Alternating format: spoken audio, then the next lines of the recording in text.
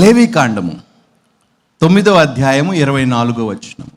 యెహోవా సన్నిధి నుండి అగ్ని బయలు వెళ్ళి బలిపీఠము మీదనున్న దహన బలి ద్రవ్యమును. ఎక్కడ నుండి బయలుదేరిందంట అగ్ని? హల్లెలూయా, హల్లెలూయా. ఇప్పుడు 2వ దినవృత్తాంతములకు రండి, 7వ అధ్యాయం 1వ వచనము. సొలొమోను తాను చేయు ప్రార్థనను ముగించినప్పుడు అగ్ని ఆకాశము నుండి దిగి దహన బలులను ఇతరమైన బలులను దహించెను. Praise the Lord. సొలొమోను ప్రార్థన చేసినప్పుడు ఏం దిగొచ్చిందంట? మనము ప్రార్థనలు చేసినప్పుడు ఏమవుతున్నాయో దేవునికే తెలుసు. అమ్మా, నీలో అంత పవర్ ఉంది.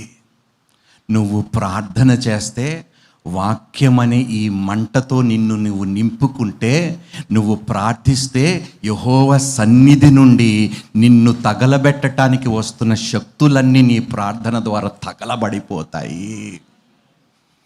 ఈ కృప దేవుడు క్రైస్తవులందరికీ ఇచ్చిన వాడుకునే స్థితిలో వాక్యము అగ్ని.